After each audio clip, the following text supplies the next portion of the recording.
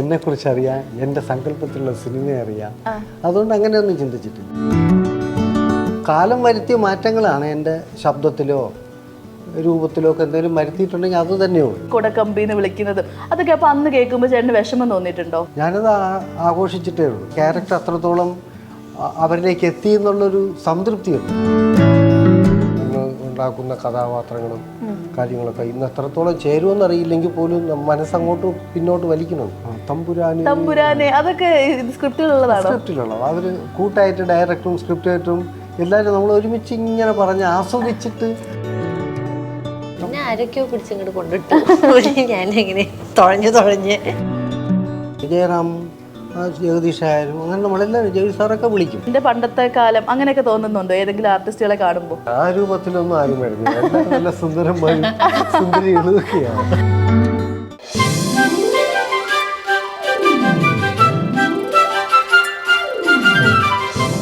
Hello and welcome to new talks. അപ്പോൾ ഇന്ന് എൻ്റെ കൂടെ ഉള്ളത് കനകരാജ്യത്തിൻ്റെ വിശേഷങ്ങളുമായി നമ്മുടെ സ്വന്തം ഇന്ദ്രൻ ചേട്ടൻ and Leona. Welcome. Thank you. എന്താണ്, സുഖമല്ലേ? സുഖം. ഇന്ദ്രൻ ചേട്ടാ, എന്തുണ്ട് വിശേഷം? നല്ല വിശേഷം. കനകരാജ്യത്തിലെത്തി നിൽക്കുന്നു. നമ്മൾ ഇന്റർവ്യൂവിലൊക്കെ വരുമ്പോൾ ക്യാമറ ഓൺ ആക്കുമ്പോൾ പെട്ടെന്ന് ഇപ്പോഴും ചെറിയൊരു ടെൻഷൻ ഉണ്ടോ? അത് നമ്മൾ ഇത്രയും നേരം കുറെ കൂടെ കാഷ്വലായിട്ട് നിന്നിട്ട് പെട്ടെന്ന് ഒരു ഇതായ പോലെ ഒരു ഫീല്. ശരിക്കും എങ്ങനെ ഇന്ദ്രൻ ചേട്ടൻ എങ്ങനെയാണ്?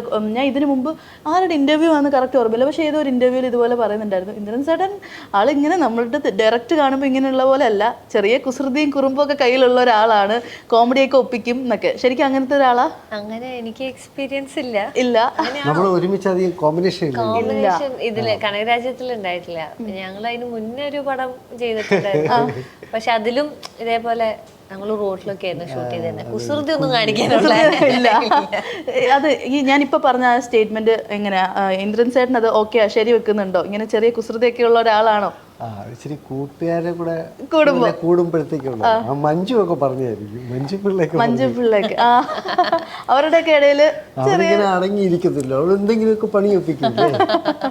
അപ്പൊ ഏറ്റവും ഇപ്പോഴും അപ്പൊ കൂടുതൽ ഇഷ്ടം ആ പഴയ ക്രൂവിന്റെ കൂടെ ഒക്കെ വർക്ക് ചെയ്യാനായിട്ടാണ്? എല്ലാവരും ഇഷ്ടമാണ്. പക്ഷെ ഒരുപാട് കൂട്ടുകൂടുമ്പോഴല്ലേ ഒരു സ്വാതന്ത്ര്യം വരുള്ളൂ. അങ്ങനെയുള്ളവർക്കൊക്കെ അറിയുള്ളൂ. പക്ഷെ ഇന്ദ്രൻ ചേട്ടനെ ഞാൻ മനസ്സിലാക്കിയ കാര്യം ഇപ്പോഴും എല്ലാവരെയും സാർ ഇപ്പം മുരളിച്ചേട്ടനെല്ലാം സാർ എന്നാണ് വിളിക്കുന്നത്. അതെന്താ അങ്ങനെ ഇപ്പോഴും അങ്ങനെ തന്നെ ഒരു ഇത് എല്ലാവരും അങ്ങനെ വിളിക്കാനൊരു റീസൺ എന്താ? അല്ലാതെ എങ്ങനെ വെറുതെ അങ്ങനെ വിളിക്കും? ഒരുപാട് റെസ്പെക്ട് കൊടുക്കുന്ന ഒരാളാണ് നമ്മൾ. അങ്ങനത്തെ വളരെ റെയർ ആയിട്ടുള്ള ആളുകളെ. ഓക്കെ. അപ്പോൾ എന്തായാലും കനകരാജ്യത്തിന്റെ വിശേഷങ്ങൾ പറയൂ. എന്താണ് കനകരാജ്യം? രണ്ട് കുടുംബങ്ങളുടെ വ്യത്യസ്തമായ കഥ പറയുന്ന ഒരു മൂവിയാണോ? രണ്ട് കുടുംബങ്ങളുടെ കഥ പറയുന്ന ഒരു മൂവിയാണ്. ആ കുടുംബത്തിലുള്ള രണ്ട് നാഥന്മാർ, ഇന്ദ്രൻ ചേട്ടനും വ്യത്യസ്ത പശ്ചാത്തലമാണ് രണ്ട് കുടുംബവും. പക്ഷെ രണ്ടും എങ്ങനെയൊക്കെ ബന്ധപ്പെട്ടു. ഇത് നടന്ന കഥയാണ് ഇങ്ങനെ കേട്ടു. അങ്ങനെയാണ് ഡയറക്ടർ പറയുന്നത്.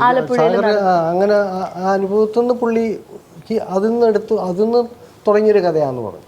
ലിയോണ ഫസ്റ്റ് ടൈം ആണ് ഇങ്ങനെ ഒരു പക്ക ഒരു ഫാമിലി ഓറിയന്റഡ് മൂവി ചെയ്യുന്നത്? ഇങ്ങനത്തെ ഒരു കഥാപാത്രം ആദ്യമായിട്ടാണ്. എങ്ങനെ എത്തരത്തിലുള്ള ഒരു കഥാപാത്രം ഇത്? ലൈക്ക് ഇതുവരെ ചെയ്തിട്ടുള്ള ഏതെങ്കിലും ഒരു കഥാപാത്രം? വീട്ടമ്മയായിട്ട് ചെയ്തിട്ടുണ്ട്. പക്ഷെ ഈ വീട്ടമ്മയ്ക്ക് പ്രത്യേകത എന്ന് പറയുന്നത് നാടൻ, അധികം ലോകമൊന്നും കാണാത്ത ആ വീടും എന്റെ കുടുംബമാണ് എന്റെ ലോകം എന്ന് വിചാരിക്കുന്ന, കല്യാണം കഴിഞ്ഞ് പിന്നെ ഭർത്താവിന്റെ കുടുംബം എന്ന് പറഞ്ഞ എന്റെ കുടുംബം, അങ്ങനത്തെ കോൺസെപ്റ്റില് ചിന്തിക്കുന്ന ഒരു ഇന്നസെന്റ് ആയിട്ടുള്ള ഒരു കഥാപാത്രം. ഇന്ദ്രൻ ചേട്ടന്റെയോ? അത് സെക്യൂരിറ്റി ആണോ? സെക്യൂരിറ്റി ആണ്. അങ്ങനെ അയാളുടെ കുടുംബവുമായിട്ട് ഇങ്ങനെ മോളും ഭാര്യയും അങ്ങനെ ഒരു പരിമിതമായ വരുമാനം കൊണ്ട് ജീവിച്ചു പോകുന്ന ഒരാളാണ്. അവരുടെ താളം തെറ്റുന്നതും വരുമാനം നിലയ്ക്കുന്നതും അങ്ങനെ പോകുന്നൊരു കാര്യമാണ്. ഇതിപ്പോ എവിടെയായിരുന്നു അപ്പൊ ഇതിന്റെ ഷൂട്ടും കാര്യങ്ങളൊക്കെ? കൊല്ലം.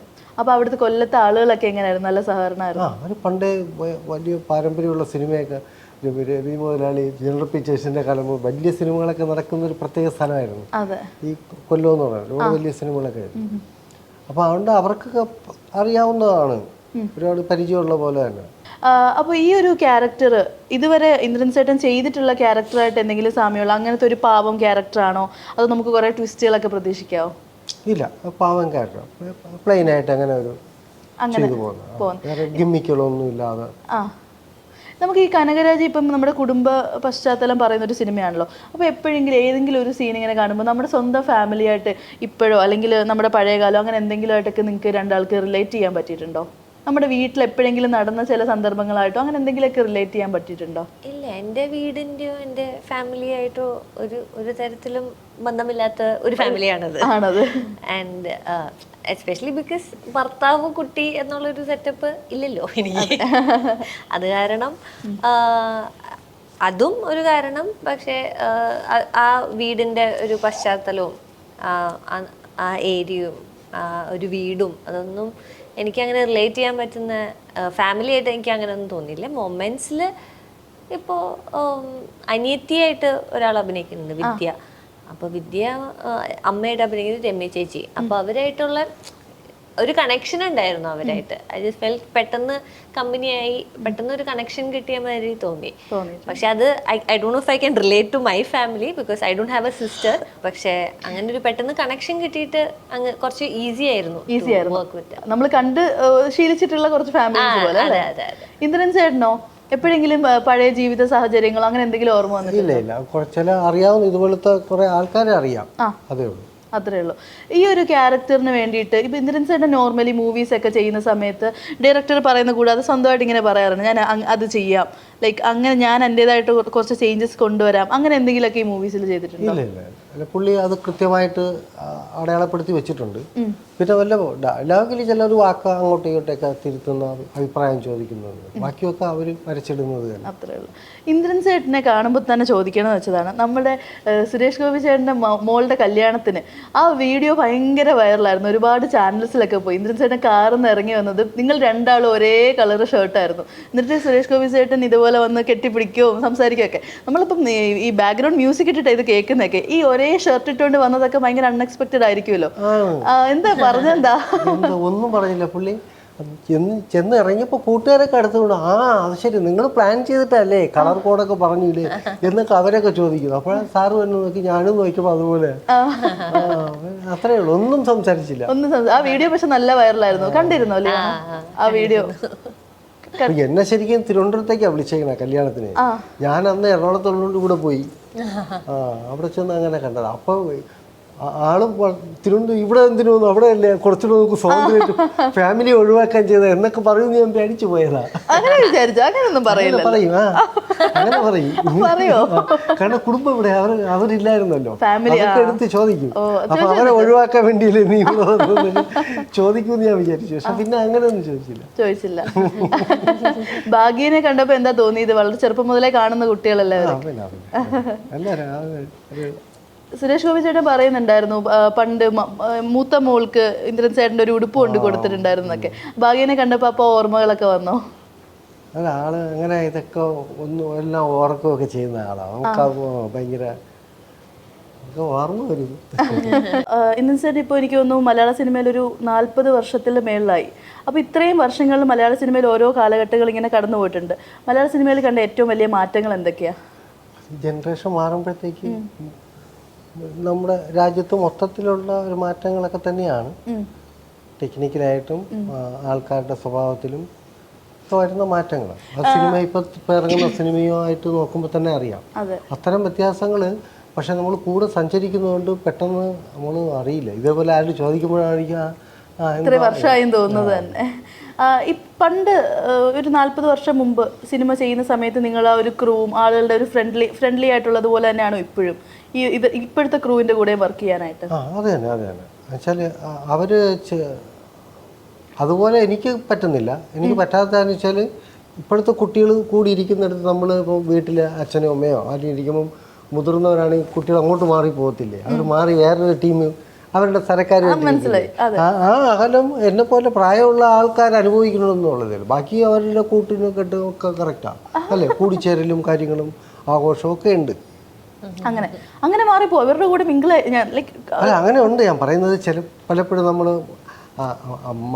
അമ്മാവൻ അവിടെ ഇരിക്കുന്നു, അല്ലെങ്കിൽ ഏട്ടനവിടെ ഇരിക്കുന്നു, അങ്ങനെ പല കാര്യങ്ങളുണ്ട്. സ്വാതന്ത്ര്യമായിട്ട് സംസാരിക്കാനും ഒക്കെ അങ്ങനെയാ വരും.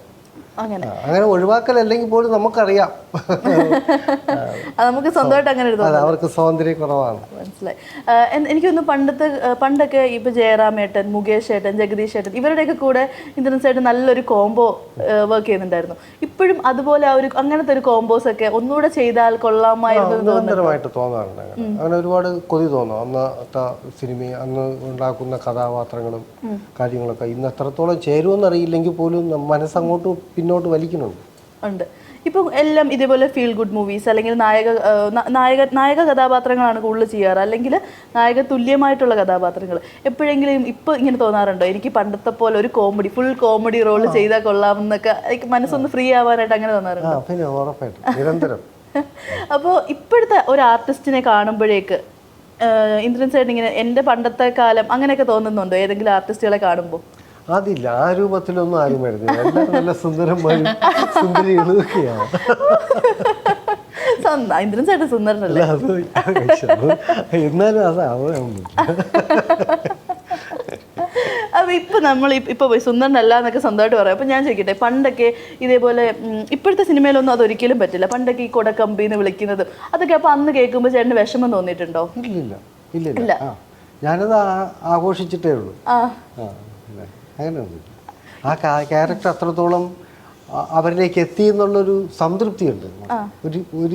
ഒരു സ്വകാര്യ കുസൃതി വിജയിച്ചു, ഞാൻ പിടിച്ചു എന്ന് പറയുന്ന പോലത്തെ ഒരു ഉള്ളിൽ കിടക്കും. ഇന്ദ്രൻസ് തന്നെ കാണുമ്പോൾ ഓർമ്മ വരുന്ന ഏതെങ്കിലും ഒരു ക്യാരക്ടർ ഉണ്ടോ പെട്ടെന്ന് ഓർമ്മ വരുന്നത്?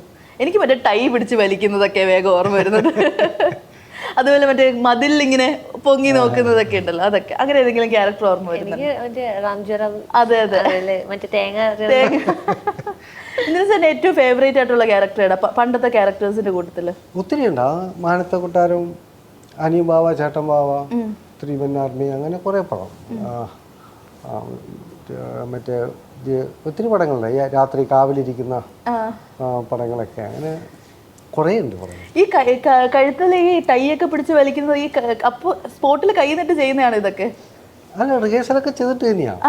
പിന്നെ അങ്ങനെ ഏതെങ്കിലും ഇതുപോലെ ഈ സിനിമയിലൊക്കെ നിങ്ങൾ സ്വന്തമായിട്ട് കൈ നിട്ട് ഇങ്ങനെ ചെയ്തിട്ടുണ്ട് ഈ കോമഡികളൊക്കെ? ഈ പണ്ടത്തെ ഈ മറ്റേ വിളിച്ചു പോയിക്കൊണ്ടൊരു സിനിമയിൽ വരുമല്ലോ, എന്താ സിനിമയുടെ പേര്? ജയറാമേട്ടൻ്റെ ഒരു ആനയുടെ ഒക്കെ തമ്പുരാനെ, അതൊക്കെ സ്ക്രിപ്റ്റിലുള്ളതാണ്? സ്ക്രിപ്റ്റിലുള്ളത്. അവര് കൂട്ടായിട്ട് ഡയറക്ടറും സ്ക്രിപ്റ്റ് റൈറ്ററും എല്ലാവരും നമ്മൾ ഒരുമിച്ച് ഇങ്ങനെ പറഞ്ഞ് ആസ്വദിച്ചിട്ട് അതിന്റെ പരമാവധിയിൽ എത്തിയിട്ടാണ് ഷോട്ട് എടുക്കുന്നത്. ചുമ്മാ ചെയ്ത് പോണ അല്ല. അപ്പൊ അത് പറയാനോ മറുവാക്കും ഒക്കെ നമ്മൾ ചേർത്തിട്ട് തന്നെ ചെയ്യുന്നു.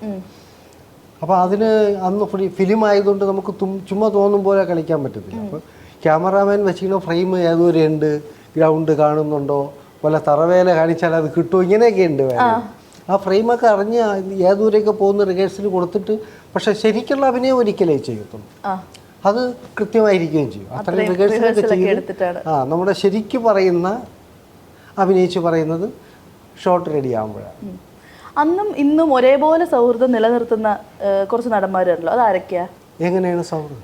ഇപ്പം ജയറാമേട്ടനായാലും ജഗദീഷ് ഏട്ടനായാലും അന്നും നിങ്ങളുടെ ആ ഒരു കോംബോ ഉണ്ടല്ലോ, ഇന്നും അതേപോലെ തന്നെ ആ സൗഹൃദം ലൈക്ക് എപ്പോഴും കണ്ടാലും അതേ ഒരു സ്നേഹം നിലനിർത്തുന്ന കുറച്ച് നടന്മാർ, അതാരൊക്കെയാണ്? എല്ലാവരും ഉണ്ട്. ജയറാം, ജഗദീഷ് ആയാലും അങ്ങനെ നമ്മളെല്ലാവരും. ജഗദീഷ് സാറൊക്കെ വിളിക്കും ഇടയ്ക്ക്. ഒരു പടം കാണുമ്പോഴും നിന്റെ പടം കണ്ടു, അത് നന്നായിരുന്നു, അല്ലെങ്കിൽ അത് മറ്റേ ഇങ്ങനെ ചോദിക്കും. നിരന്തരമായിട്ട് ഈ സിനിമ കാണുകയും അതിനെക്കുറിച്ച് വിളിച്ചു പറയുകയും ചെയ്യുന്ന ഒരാളാണ് ജഗദീഷൊക്കെ. അവരെല്ലാവരും അങ്ങനെ തന്നെയാണ്. ലിയോണ പ്ലാൻ ചെയ്ത് മലയാള സിനിമയിലോട്ട് വന്ന ഒരാളാണോ? അല്ല. എങ്ങനെയായിരുന്നു നമ്മുടെ മൂവിയിലോട്ട് വരുന്നൊരു ആ വേ എങ്ങനെയായിരുന്നു? ആരൊക്കെയോ പിടിച്ചിങ്ങോട്ട് കൊണ്ടിട്ടു. ഞാനിങ്ങനെ തുഴഞ്ഞ് എപ്പോഴെങ്കിലും പ്രതീക്ഷിച്ചിരുന്നു ഞാൻ ഇങ്ങനെ അങ്ങനെ ഒരു മൈൻഡേ ഇല്ലായിരുന്നോ മൂവിയിൽ ആക്ട് ചെയ്യണം എന്നുള്ളൊരു മൈൻഡ്? ഇല്ലായിരുന്നില്ല. അപ്പോൾ ഫസ്റ്റ് ഇതേപോലെ മൂവി ചെയ്യുന്ന സമയത്ത് വീട്ടിലെ ഫാമിലിയുടെ ഒക്കെ റിയാക്ഷൻ എങ്ങനെയായിരുന്നു? അല്ല, അച്ഛൻ പറഞ്ഞിട്ട് തന്നെയാണ് ഫസ്റ്റ് അഭിനയിച്ചത്. അച്ഛൻ അപ്പോൾ ഫാമിലി ഇൻവോൾവ് ആയിരുന്നു അതില്. പിന്നെ അവരുടെ റിയാക്ഷൻ അവരിങ്ങനെ അവളെ കൊണ്ട് പറ്റുമോ നോക്കട്ടെ, അല്ലെങ്കിൽ ഓടാം എന്നുള്ള രീതിക്ക് അവര് ദേവർ ഓൾസോ ലൈക്ക് വറിഡ്. അറിയില്ല പറ്റുമോ ഇല്ലെന്ന്, ചാൻസ് വന്നു, അവള് ചെയ്ത് നോക്കട്ടെ, എല്ലാവർക്കും കിട്ടുന്ന ചാൻസ് അല്ലല്ലോ എന്ന് പറഞ്ഞിട്ട് അങ്ങനെ ചെയ്തതാണ്. ഇപ്പം പ്രൗഡായിരിക്കും. അച്ഛൻ എക്സ്ട്രീംലി പ്രൗഡാണ്. ഇന്ദ്രൻസ് ഏട്ടാ, പണ്ടൊക്കെ മലയാള മൂവീസിൽ ഇതേപോലെ കോമഡി റോൾസും ഒക്കെ ചെയ്യുന്ന സമയത്ത് എപ്പോഴെങ്കിലും മൈൻഡിൽ ഇങ്ങനെ വന്നിട്ടുണ്ടായിരുന്നു ഞാൻ നായകനാകും, അങ്ങനെ ഒരു തോന്നല്? ഇല്ല, ഒരിക്കലും അങ്ങനെ ഒന്നും ചെയ്യില്ല. അത് ഞാൻ നിരന്തരമായിട്ട് കണ്ണാടിയിലൊക്കെ നോക്കുന്നുണ്ട്. അയ്യോ, എന്നെക്കുറിച്ച് അറിയാം, എൻ്റെ സങ്കല്പത്തിലുള്ള സിനിമയെ അറിയാം. അതുകൊണ്ട് അങ്ങനെയൊന്നും ചിന്തിച്ചിട്ടില്ല. പിന്നെ കാലം വരുത്തിയ മാറ്റങ്ങളാണ് എൻ്റെ ശബ്ദത്തിലോ രൂപത്തിലോ ഒക്കെ എന്തെങ്കിലും വരുത്തിയിട്ടുണ്ടെങ്കിൽ അത് തന്നെയുള്ളൂ.